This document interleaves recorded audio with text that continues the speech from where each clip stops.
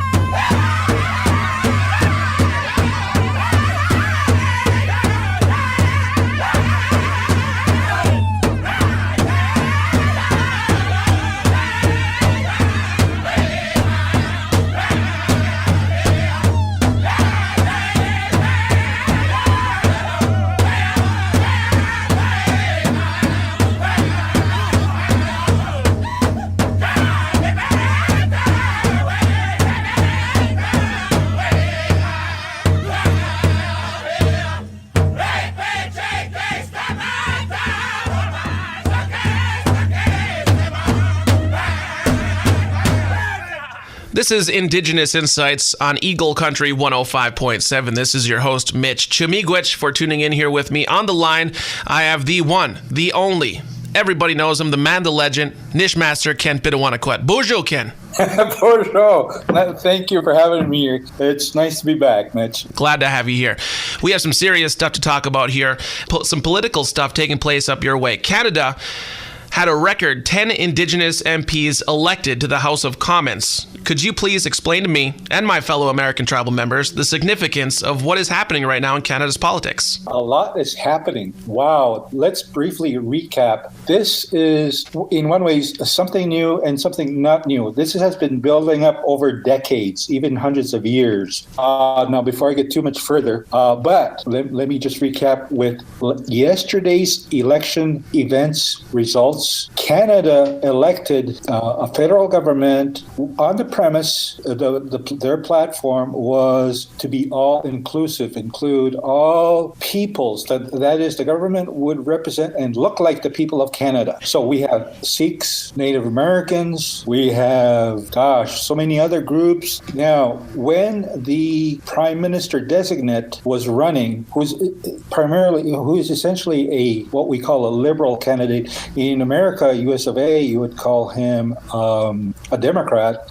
It was time for a change. And it was time for a change. The government for 20 years has been run by the Republicans equivalent, whom we call the conservatives up here. The premise was, and the promise was from the Liberal government, that the new government would reflect 50% women and 50% men. And what that means is, for cabinet, what we call the cabinet, the people that run the country, it would be made up of women and men. And we actually have a disabled person on there also, so people with disabilities are represented. And so we have Native Americans for the first time in record numbers as a result of this election, 10 of whom are from all over America, from the Arctic to the eastern seaboard to Western Canada and every place in between. And Anishinaabe is represented in there.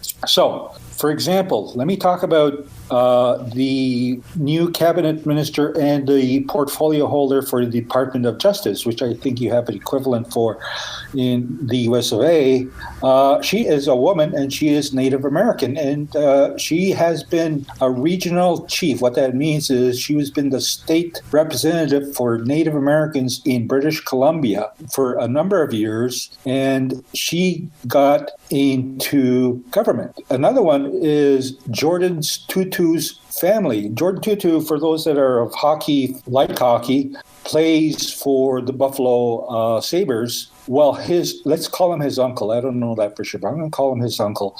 Got into the government, and he's from the high North Arctic, like the northern end of North America, if you will. So he is the Department of Fisheries, Coast Guard, and so forth. There are several others. There are 8 more, but I just wanted to start off the discussion with that. It's awesome. We're going to take a quick break for some music. We'll come back with Kenn Pitawankwat right here on Indigenous Insights, Eagle Radio's weekly Native American program.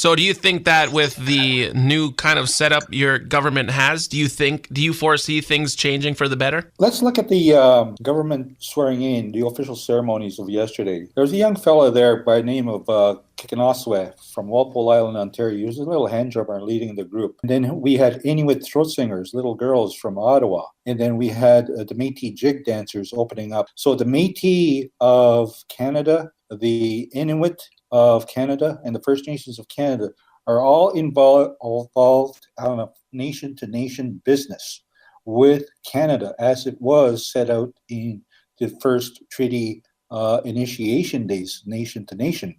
So the result of that was the Truth and what we call the TRC. Let me just call it TRC, Truth and Reconciliation Commission for now. Writes about the ongoing effects of colonialism, the policies of cultural genocide and assimilation.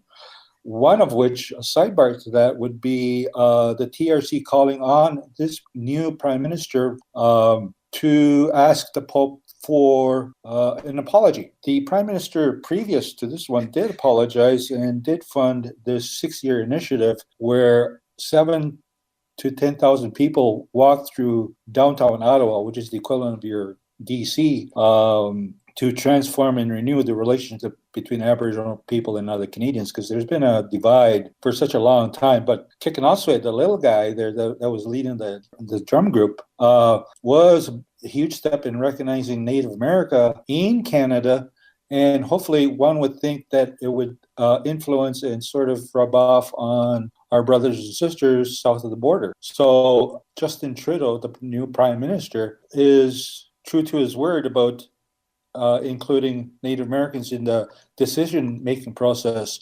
So what we have, before I answer your question there, I know there's so much to talk about. There's, for example, in Quebec, there's allegations of, let's say, your equivalent of your state police in one community, Val-d'Or, abusing a number of First Nations women over the course of a decade. Now, they met with the equivalent of your governor, and the governor refused to open an inquiry radar, if you will. We have the issue of First Nations communities with a boil water advisory, 20 years in some of these communities, 17 years in some of these communities, boiled water advisory. Can you believe it in this day and age?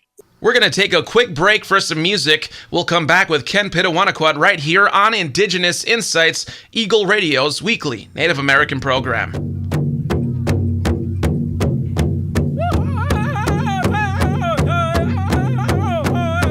Yeah.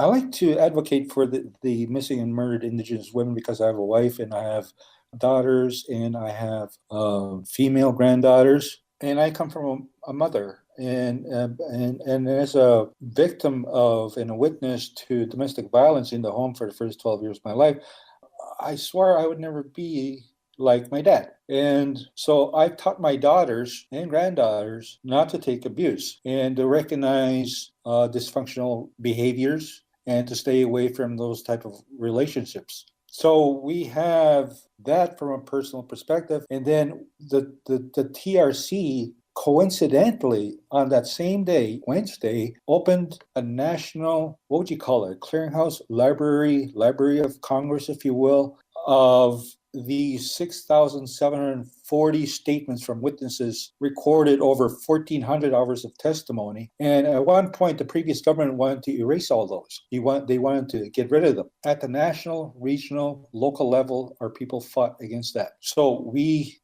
thank gosh, we have now a repository that is open, and I'm sure it will be online. So it's just an amazing process in politics and people power and women power, Aboriginal power, Indigenous power, women leading the way is just phenomenal.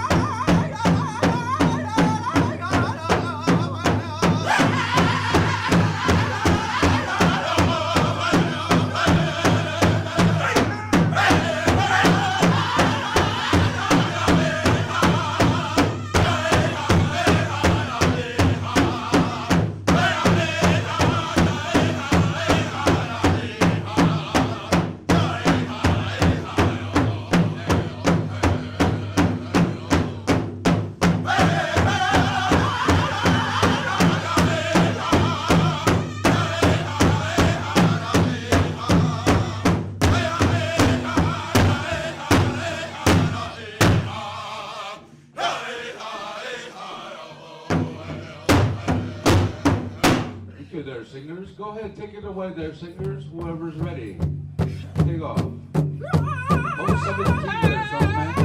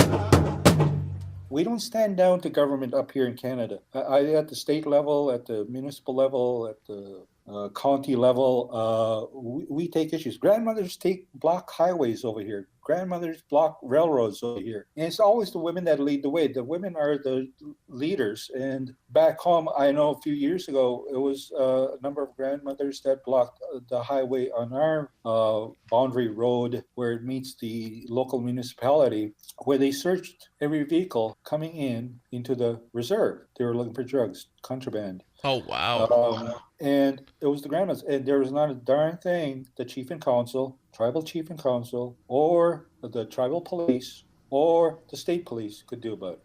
And this went on for, I'll guess 2 weeks minimum, or it could be more. But this is not new. It is the women that lead the way. So I always like to celebrate the women, and because I know the hardships. I saw the hardships my mother came through, and her peers, and I swore I'd never go through that. So they have a spot in my heart, the women of our nation. All right. Well, it's great to see the steps forward Canada's taken, the victory for First Nations people. We're going to keep Kenn on the line here. Kenn, we're going to get to some powwow music in just a bit, and we'll talk about some of your latest endeavors. How's that sound? Oh, excellent. All right. Let's get to it. This is Indigenous Insights.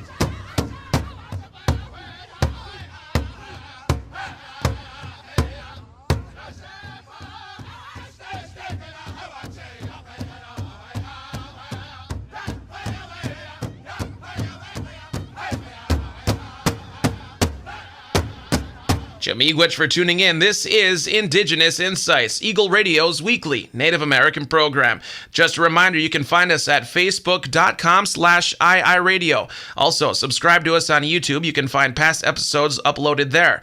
We're also streaming from keepitinthe.up.com. This is Indigenous Insights. All genres, all native. Back into that powwow music.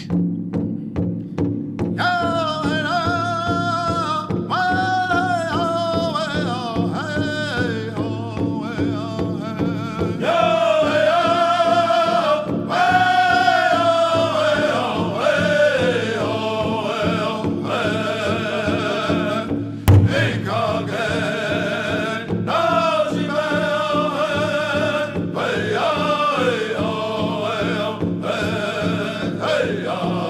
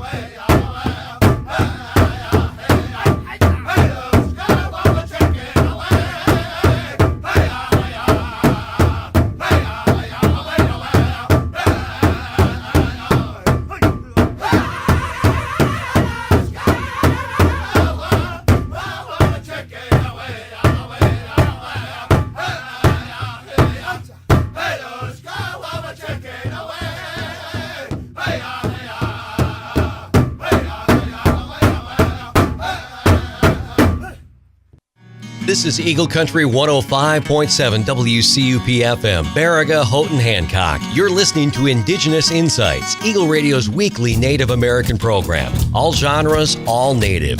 Eagle Radio is owned and operated by the Keweenaw Bay Indian community. Now, back to Indigenous Insights. This is Indigenous Insights on Eagle Country 105.7. Miigwech for tuning in here with us. Some great powwow music here on this Saturday. We have Kenn Pitawankwat, Nishmaster Kenn, on the line with us still, and we're talking about some of the political issues and victories taking place in Canada right now. But we're going to step back here, and Kenn has a great endeavor taking place at this moment. Kenn, what are you working on here lately? Miigwech, Mitch, this is personal, this is touching, so it's kind of difficult for me to talk about, but I will talk about it. The background comes from what we were just talking about the status of our communities, our people across the nations. And I'm a product of that, just like every other Native American. And as I mentioned earlier, I don't want my children to be like me, because I don't want to be like my parents in terms of dysfunction, behavior, alcoholism, domestic abuse, because they are products of the time and the residential school / boarding home syndrome. I was too much of the trauma. As a result, I later on in years, decades later, I discovered and this was before it became a trend, PTSD, that buzzword. And I found that out. I thought I was doing quite well with recovery and healing, and in one sense, I missed something. I missed something. And as a result, my firstborn child died. He was 38 years old. It was in a snowmobile incident up in the Yukon. He was a passenger in a vehicle, and I lost him. And that was my firstborn. So I wrote a book about that as a way of healing, as a way of putting myself together. So it's in the form of a memoir that I've written to my boy Shannon Kenneth Cecil Papa said Miwasagi, telling him, son, I did this. I tried not to do this. I tried more of this. I should have done this. So this is post burial and funeral. The book is coming out in a few short weeks, and it's self-published. And I'm going to be looking for a traditional publisher to go with that. But it's professionally edited. Same with the formatting, the text format, what they call the layout, the jacket cover, and so forth. And you can see a bit of it on my websites, www.kennpitawankwat.com. That's Ken with 2 N's. But the website's under construction, by the way. So I tried to make sense of it all. And a parent should never have to bury their child. That is one of the worst scenarios. I know I'm not the first, I won't be the last, but it's my story. So it's written in form of story, just to talk and bring my boy up to the world, introduce my boy to the world, which is what I essentially want to do. Like look at my boy. He was so good looking, he was so smart, he was so intelligent, he was so hardworking, and he raised 2 beautiful daughters who incidentally, by the way, right now, I adopted the Nish way, the traditional Anishinaabe way, Native American way, at the wake, and I was sobbing away there. And they're now, one is going to be a police officer, the other one's going to be a nurse. They're in college, so I hope to fundraise for them for their post-secondary studies and help everybody out with the burial costs that we went through, which we're still trying to recover for. If anybody buys the book, I've been told you'll be lucky if 20 people buy that book, Ken. And I'm under no illusions, but I certainly wanted to get it out there and know that I did the best job I could do. We're going to take a quick break for some music. We'll come back with Kenn Pitawankwat right here on Indigenous Insights, Eagle Radio's weekly Native American program.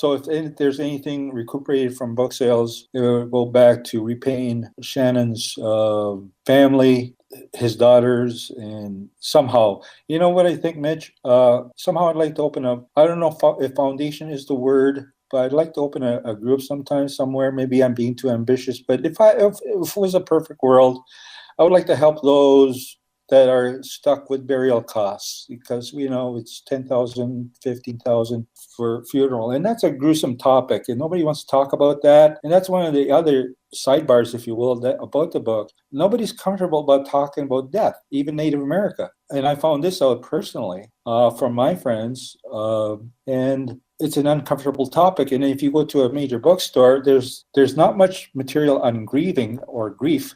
And the last major bookstore I went into had a half a shelf, and one of them was Native American, a little pamphlet. It was an academic exercise, and it didn't really, I couldn't see how it could help anybody. So I'm hoping that through the storytelling module that we as a people have, telling stories, that you can learn something from the listener, in this case, from a book. So if I reach one other person out there who's dealing with the loss of a child, or any loss, then I will have done my job.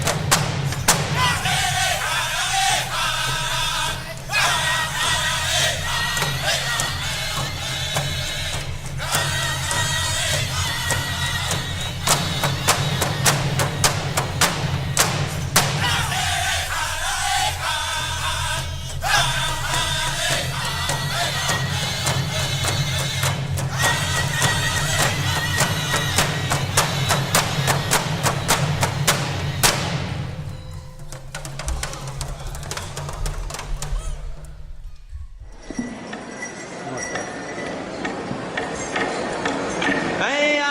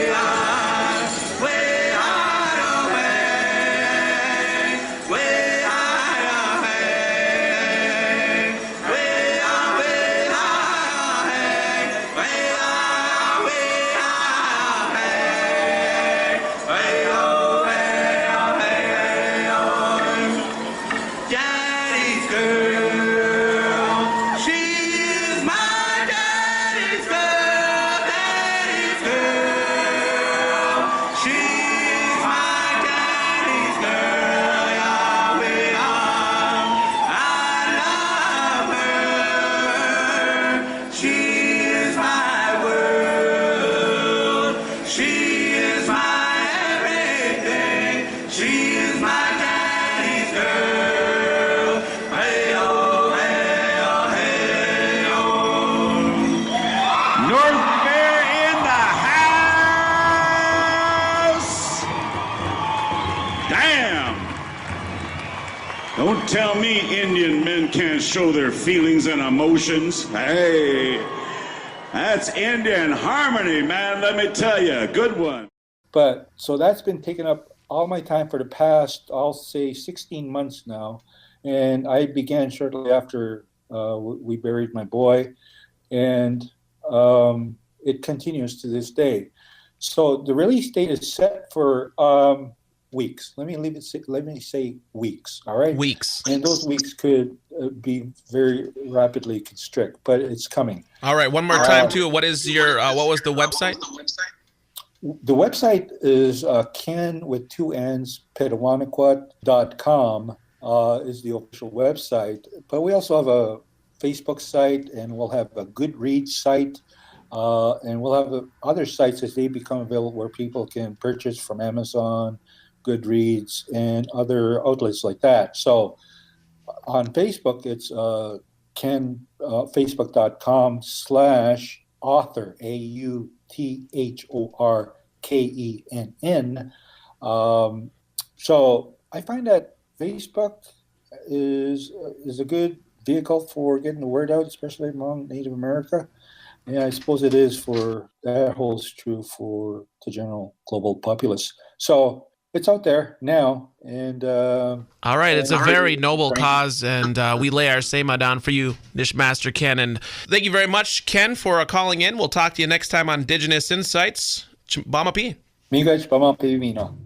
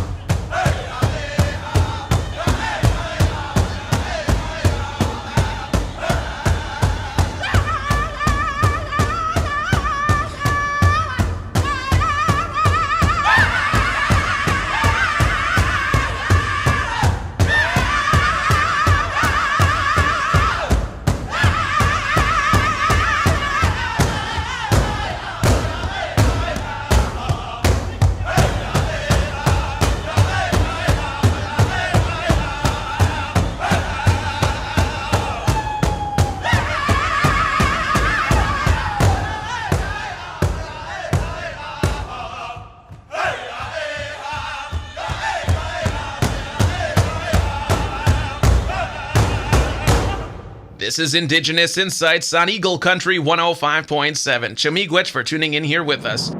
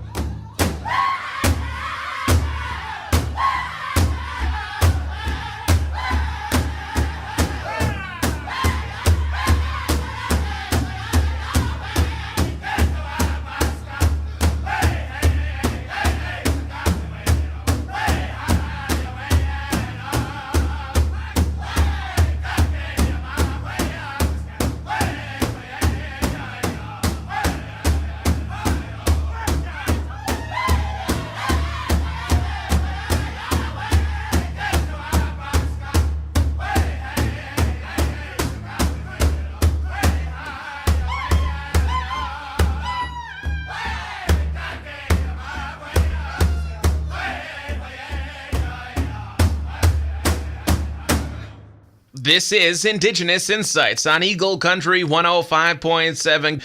Hey, we're starting to run out of time. Before I sign off, though, it's time for This Week in History. Understanding the present by honoring our past. This week in 1875, Sitting Bull and Crazy Horse are ordered to go to the reservation. That was this week in 1875. Of course, some of the most significant names in Native American history across the spans of time. This is Indigenous Insights, and that's about it. Once again, check us out on Facebook. Subscribe to us on YouTube. You can email us at eaglemedia, iiradio, @gmail.com. We'll see you next time on Indigenous Insights. Bama P.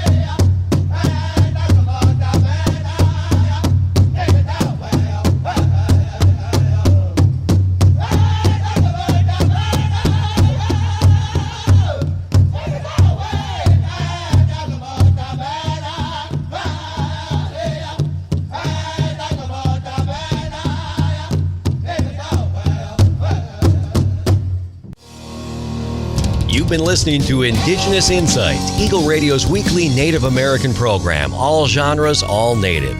Indigenous Insights keeps you in touch with Indian country. To reach the hosts of Indigenous Insights, you can email iiradio@up.net. That's iiradio@up.net. You can also check them out on Facebook at facebook.com/iiradio. Tune in again next week for another edition of Indigenous Insights on Eagle Country 105.7.